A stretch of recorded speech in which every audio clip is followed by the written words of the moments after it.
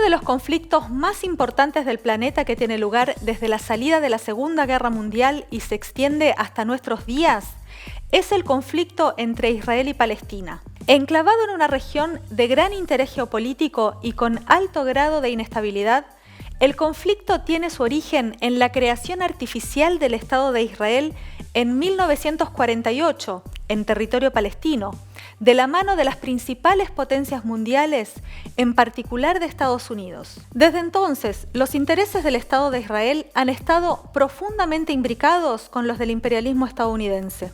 La lucha del pueblo palestino por sus condiciones de vida, por su autodeterminación nacional, por el derecho siempre negado al retorno a sus tierras ancestrales, a un Estado palestino en su territorio histórico, es una causa justa.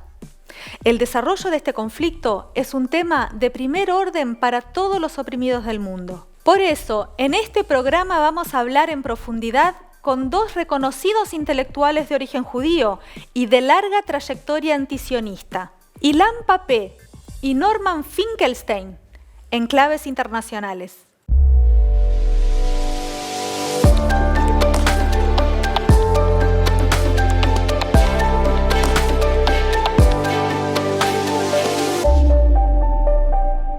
Uno de los mitos que acompañó a la fundación artificial del Estado de Israel en 1948 en el Levante mediterráneo es que ese era un territorio sin pueblo. Sin embargo, hoy, 70 años después, millones de palestinos viven en la Franja de Gaza o en Cisjordania bajo la opresión del Estado sionista. Además, hay una enorme diáspora de palestinos viviendo en campos de refugiados en los países árabes vecinos. ¿Cómo hizo Israel para instalar su Estado en Palestina? En 1897, el primer Congreso sionista impulsó la creación de un Estado judío en el territorio histórico de Palestina, aun cuando la población del lugar era mayoritariamente árabe. Gran Bretaña ocupó ese territorio antes de la Primera Guerra Mundial y, apoyando el plan del Congreso sionista, inició un proceso de implantación de población de origen judío. Sin embargo, para el año 1946, la población judía seguía siendo una minoría. La situación cambió radicalmente un año después. En 1947, las potencias vencedoras de la Segunda Guerra Mundial establecieron la partición de Palestina mediante una resolución de la ONU. En ella, le dieron a los sionistas un 52% del territorio, a pesar de que eran solo el 30% de la población. Bajo el paraguas del plan de partición de la ONU, las fuerzas sionistas iniciaron una avanzada en el territorio, derribando aldeas enteras y expulsando o asesinando a las familias árabes que se negaban a abandonar sus propiedades. Sobre esa limpieza étnica es que el 14 de mayo de 1948 se fundó de manera artificial el Estado de Israel. Para impedir esta proclamación, los estados árabes invadieron el territorio, pero fueron derrotados por las fuerzas sionistas que avanzaron incluso mucho más allá de los límites marcados por la partición de la ONU. Para Israel, las guerras significaron conquistas de más territorios. En 1967, luego de la Guerra de los 6 días contra los estados árabes, ocuparon Cisjordania, Gaza, Jerusalén Este, el 75% de los altos del Golán y la península del Sinaí, que años más tarde sería devuelta a Egipto. El Estado de Israel en Cisjordania, al mejor estilo del apartheid sudafricano, separó las poblaciones árabes con colonias judías y con el asentamiento permanente del ejército sionista, uno de los más poderosos de la región. Al mismo tiempo, convirtió a la Franja de Gaza en la cárcel a cielo abierto más grande del mundo. El Levante mediterráneo no era un territorio sin pueblo. Para erigir un estado artificial en ese territorio, los sionistas debieron ocupar, colonizar esas tierras. ¿Cómo lo hicieron? Hablamos con Ilan Pappé, historiador israelí y director del Centro Europeo de Estudios Palestinos en la Universidad de Exeter, en Inglaterra. Ilan Pappé es autor de numerosos libros, entre ellos La limpieza étnica de Palestina e Historia de la Palestina moderna. Yes, I say that Zionism is colonialism actually, but it's a very special kind of colonialism, which is settler colonialism. In classical colonialism, you have a mother country an empire that sends its people to colonize, and it builds a colony. And when the empire is gone, the colonial people go back to their home country. In the kind of colonialism that Zionism belongs to, which is settler colonialism, the people who colonize are not sent by an empire. They come for a variety of reasons. The most important of which that they cannot live in Europe anymore, and they're looking for a new home, and then they're also looking for a new homeland. They need an empire at the beginning to build a new life, but eventually they also kick out the empire because they want to create a new nation for themselves. The main problem for settler colonialism is the presence of another people, of the indigenous, native people in the place. And therefore, a lot of the settler colonial movements were very busy in removing the native indigenous people before they could build a new nation for themselves, because they felt they could not go back to Europe, or that Europe did not want them anymore. I think that ethnic cleansing was the preferred mode, so to speak, for the Zionist movement, which is not genocide. That is to say, they would rather see a total removal, or removal of as many Palestinians as possible on the way to create a democratic Jewish state. And this kind of ideology, this kind of a vision in international law is described as ethnic cleansing, which is a crime against humanity. And Israel committed once a massive ethnic cleansing in 1948, but since 1948, it's an incremental, gradual ethnic cleansing that sometimes has more massive operations, as in the immediate aftermath of the June 67 war. But more usually than not, it is a small kind of ethnic cleansing. Ethnic cleansing is the idea that you are using power in order to turn a mixed ethnic place into a pure ethnic place. And that's what Israel has been doing since 1948 until today. Un colonialismo de colonos, impuesto sobre la base de una limpieza étnica que sigue hasta nuestros días. ¿Qué tan democrático puede ser un Estado fundado sobre esas bases? Se lo preguntamos a Norman Finkelstein, doctor en ciencia política, docente, autor especializado en el conflicto palestino-israelí, judaísmo y sionismo. Entre sus publicaciones se encuentra el libro La industria del holocausto. Finkelstein tuvo prohibida la entrada a Israel por 10 años. Is a state that describes itself as the nation state of the Jewish people. Is that state, can it be reconciled with ordinary democratic principles? That to me is a concrete question. Can you call yourself a democracy if you say you're the state of just one group of people in that state? That to me is sensible. You say, how would you feel if the United States of America defined itself as the state, the nation state of white Anglo-Saxon Protestants? Okay, most people will say, well, I don't like that very much. And how would you feel when South Africa described itself as the state of white people? Well, I don't like that very much.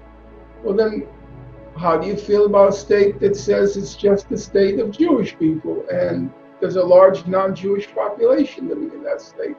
Okay, those are practical questions. Can you reconcile calling yourself the state of the Jews with the fact that there's a large number of people living in that state who are not Jewish?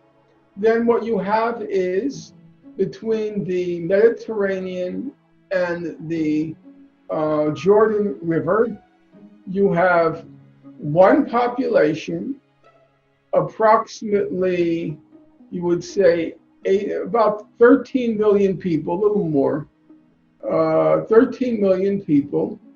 And of those 13 million people, about 40%, 5 million in the West Bank in Gaza, and about 1.5 million in Israel. So 6.5 million of the 13 million, about half, have either second-class citizen rights, namely the Arabs, the Palestinian Arabs in Israel, or in the case of the West Bank and Gaza, no rights at all. So you have an apartheid state. Half the population either has the second-class citizenship, or preponderantly, they have no rights at all. They have no voting rights, they have no legal rights, nothing. En la Franja de Gaza, 2 millones de palestinos sufren cada día las consecuencias del bloqueo militar y comercial impuesto por Israel por tierra, aire y mar. Israel lleva a cabo un lento pero creciente genocidio en Gaza, agravado en medio de la crisis por el COVID-19, con la prohibición de importar elementos de protección. A las restricciones preexistentes se sumó a fines de agosto el bloqueo del acceso al combustible para la energía eléctrica, quedando el suministro reducido a 4 horas diarias. Esta situación afecta gravemente a hospitales en plena pandemia y también a las fábricas en el marco de una economía ya prácticamente destruida. Israel anunció que prohibirá a los pescadores navegar frente a la costa de Gaza, lo que golpeará a decenas de miles de palestinos que dependen de la pesca. La Franja de Gaza se halla bajo el bloqueo permanente de Israel desde el año 2007, siendo el blanco de frecuentes ataques aéreos y terrestres. La vida en la Franja de Gaza es un verdadero desafío de supervivencia.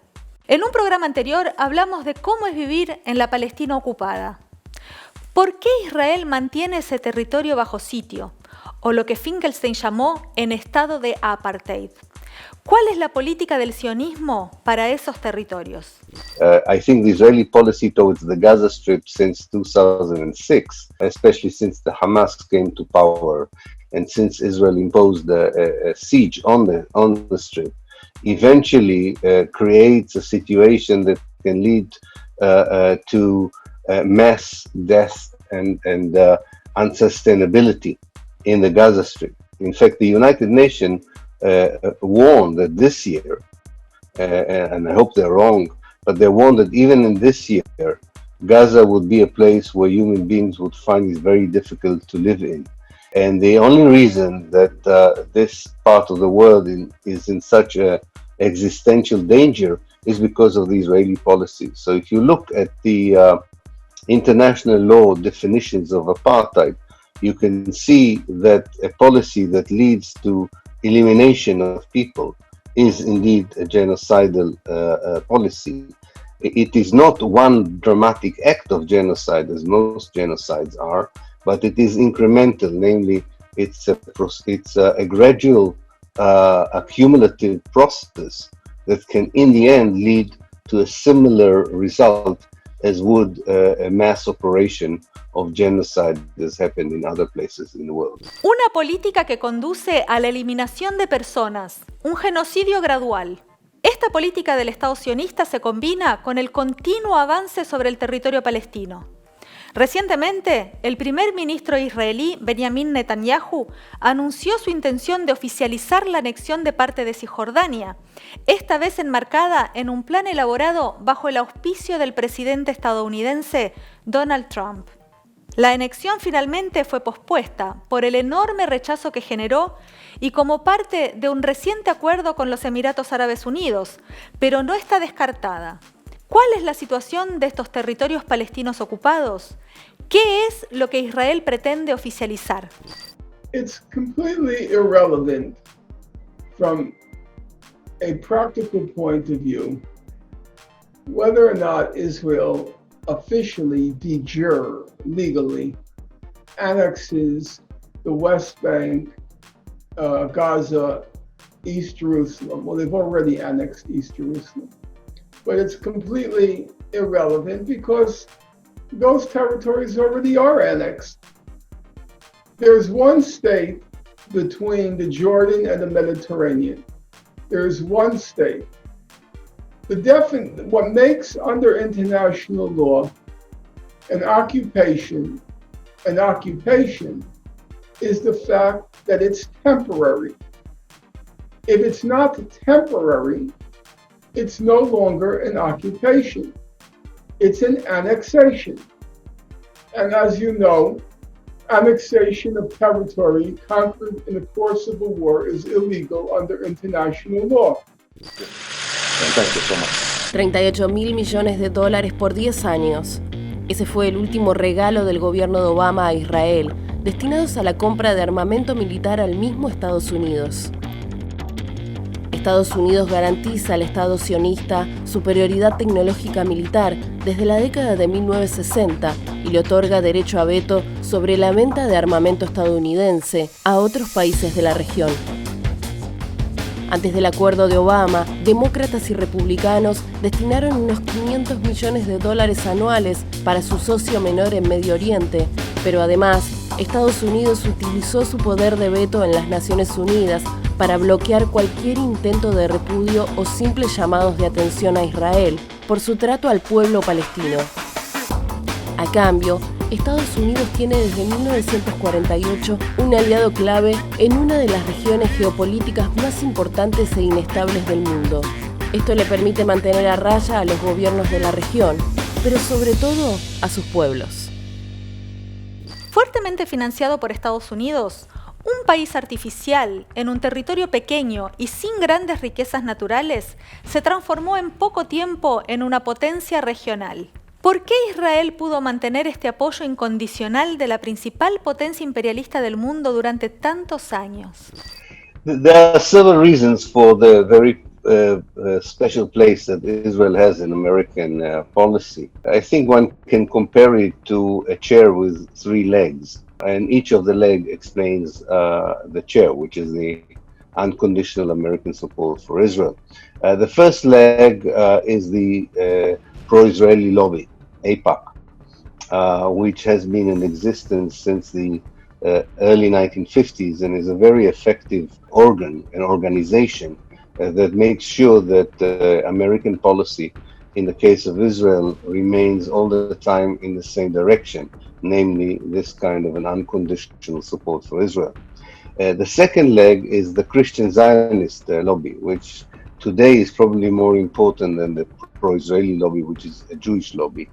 The Christian Zionist lobby has been in existence since the early 19th century. It has today, in the conservative estimate, more than 50 million members, and presidents like George Bush, the son, or the present Vice President Pence are themselves Christian Zionists, and these are very powerful people in the United States. A third leg is the military-industrial complex. Israel is a very important client in both producing weapons and purchasing weapons.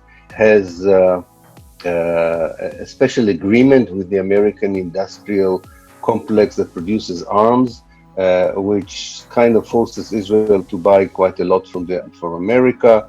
They have joined a research and development project. And I think this is also a very important lobby that makes sure that consecutive American administrations would support Israel. Además de los intereses económico-militares y el lobby pro-israelí, Ilan Pappé nos habla de la creciente gravitación de cristianos sionistas que apoyan al Estado de Israel y que son base importante de Trump en Estados Unidos. También de Bolsonaro en Brasil. No es raro ver banderas israelíes en sus actos. Un grupo que hace lobby pro-israelí en el mundo es la Alianza Internacional para el Recuerdo del Holocausto. ¿Por qué grupos como este buscan confundir el repudiable racismo antisemita con el antisionismo que lucha contra la opresión del pueblo palestino? It has nothing to do with the Nazi Holocaust. It has nothing to do with anti-Semitism. These are Israeli front groups who are trying to shut down any criticism of Israel. That's full stop. There's nothing else there. They don't care about the Holocaust, international Holocaust references. They're just dragging in 6 million dead Jews to serve Israel's agenda. They're crooks, they're thieves, they're the most wretched gangsters on God's earth. Well, maybe Bolsonaro's a little worse. I don't know.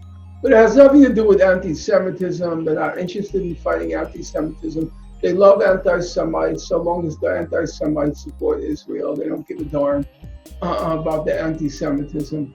A mediados de agosto, los Emiratos Árabes Unidos, un importante país árabe aliado de Estados Unidos en el Golfo Pérsico, acordó establecer lazos diplomáticos con Israel. Es el tercer acuerdo árabe-israelí, además de los firmados por Egipto en 1979 y Jordania en 1994, y fue repudiado por las organizaciones palestinas. Este acuerdo le da aire a Netanyahu, que tiene problemas judiciales y enfrenta protestas callejeras y crisis en su coalición de gobierno. Pero además le da aire a Trump, que busca una difícil reelección en noviembre. ¿Qué se puede esperar de un cambio de signo en la presidencia de Estados Unidos?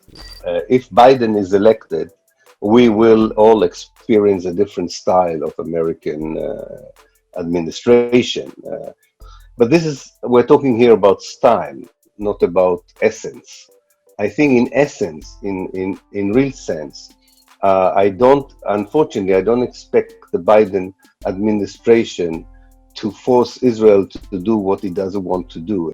What Israel wants to do, and I think also the Biden administration would allow it, is to annex large parts of the West Bank, create some sort of an autonomy in the Gaza Strip and the rest of the West Bank, and declare that this is the end of the Palestine problem, something none of the Palestinians would ever accept, none of the Arab societies would ever accept, although as we discussed, it's possible that some Arab regimes would accept it.